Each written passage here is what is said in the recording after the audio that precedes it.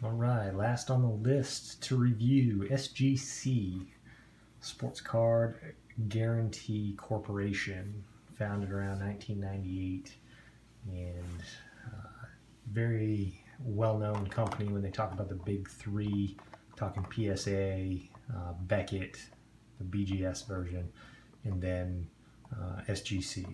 So I got 11 cards that I purchased on eBay. I'll let you know, first and foremost, I've never actually graded through this company. I've never sent any of my own cards off, but I've heard great things of people who have, and they're a very well-known company, and I'll show you the difference in their slabs here and give a rundown of their grading standards. So first and foremost, comparison to the GMA slab, actually looking at about the same height, same width, and same thickness. I would say the SGC slab, I think feels a little more durable, a little more heavy duty, but specs overall about the same as the GMA. Their tags, they've changed over the years. You can see their old ones were the tearaway tags, just like what GMA uses. You find a lot of those on the market on eBay and such. So I'll run through some of these cards, show you what we're dealing with. So SGC for a while was grading just under a numerical standard. So they would give you a number, and then it would correlate to whatever it was, a near mint plus. So in this case, an 86 score on this Drew Bledsoe 1993 Bowman rookie. This card at an 86 actually comes out to a 7.5 on their scale. So, but it wasn't listed on here. You would just have the number. So what they started doing is adding the number. They would say what it was, and then they would give it a score as well. So this one being at a 96 was mint, and they considered that a 9. They did not have a 9.5 grade. You either got up to 100, and that would get you your gem mint. I think 98 to 100 gets you the gem mint on their category. So you can see the card seats in here in like a little protective inner seating, similar to most of the plastic cards just have plastic that the card sits on, and I think this one's more of a cardboard material, but we'll find out when we crack it open. I've never cracked one of these slabs open, so we're going to find out together here on this video how well that goes.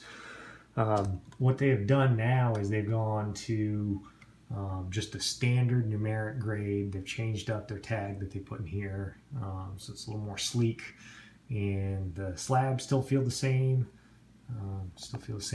High quality, durability. One thing that people have knocked GMA for is the ability for cards to sort of rattle around in the slabs, but make no mistake about it, you find almost all of these companies, you'll find cards that rattle around a little bit in these. They aren't all perfect fits, but so they've gone to a straight numeric scale on here, so all the way up to 1 to 10 grading scale or authenticating, and they've added in the 9.5, which they didn't have before, so they've gone in line with what Beckett does. And I'm not a huge fan of the 9.5. I sort of feel like the 9.5 is, I don't want to say a cop-out, but it's just leaving one more level between, in my opinion, what a 9, difference between a 9 and a 10. I don't know if there's enough variance there to have a 9.5. Some people like it. I'm not a huge fan of it. But anyway, that's what they've gone to. So all the slabs, if you send it off to them, you'll see slabs that look like that now versus how they used to look. So I'll run through these real quick and then we'll crack one open. I have this 1993 Pinnacle of Sammy Sosa that was graded in 88, which is actually a numeric grade of 8. So that's what I'll have on a spreadsheet to compare to. Got a 1976 Topps of Bucky Dent, which was a 96. That equates to a mint 9. 88-89 Flair Larry Bird, near mint 8. 1992 Don Russ Manny Ramirez, it's an 8.5.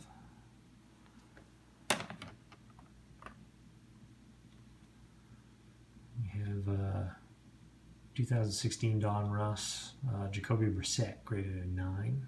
It's one of the newer cards.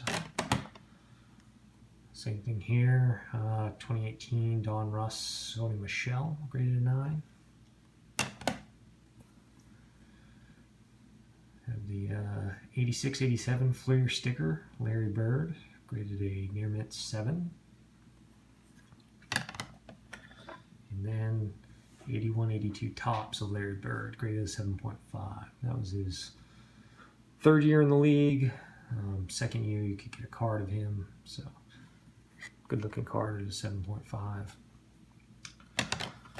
All right, let's see how this goes. I'm gonna treat this like I do all the others. I'm gonna attack it first at the top, try to cut these corners and see how easy this peels apart. So bear with me. Take the wire cutters to this thing, do it over a box, try and catch some of this plastic. All right, they cut pretty easy. That's a good thing. All right, I took the top 2 corners and we will see how easy these are to get into. Start over here. See if I can work my way in here somewhere. That is a paper insert, so I'm peeling off the corner. Alright, tell you what, I'm going to go ahead and go straight across the top here with the wire cutters, see if that helped me get in here.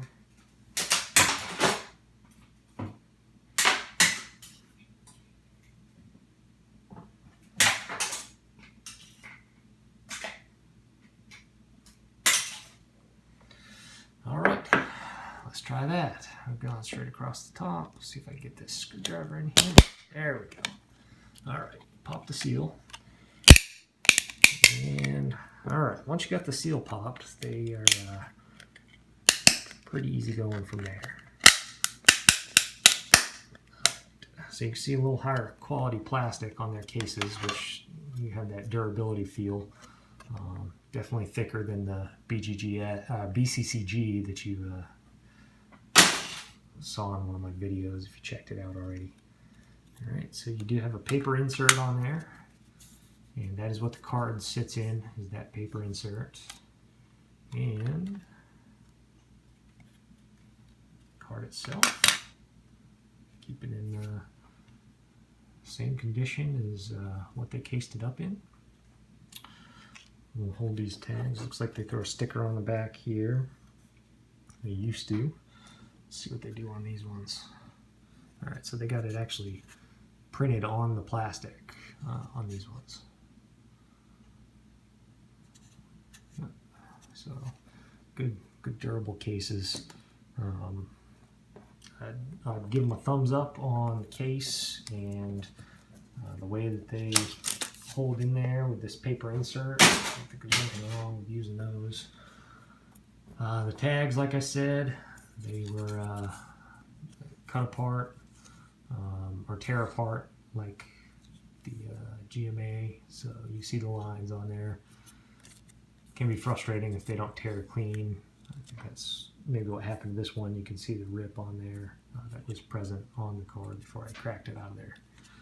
So, all right, so I'll crack all these out of the slabs and we will send these off to GMA and see how they compare. These ones I have no idea. I got a pretty good feeling on the other companies where they stand compared to GMA, but these ones I have no clue. So we're going to see how they shape up. Their website looks great. You get to do the online submission there. Price comparison. From what I gathered, you can't just look up their prices. You can look up their grading scale, and it's very easy to do. You get to sign up for an account to check their prices, and what I saw in there for about the 20-day turnaround was $10 a card, and 7-day turnaround to match GMA would be $18 a card. So a big price difference there again. One thing these companies aren't beating GMA on are the prices. So if their scoring stacks up to these companies, I don't think you can go wrong with this. So we'll send these off. I will report back in a part 2 to this video, and we'll see how SGC compares to GMA. So stay tuned. Please remember to like this video and subscribe if you haven't already. Thanks for watching.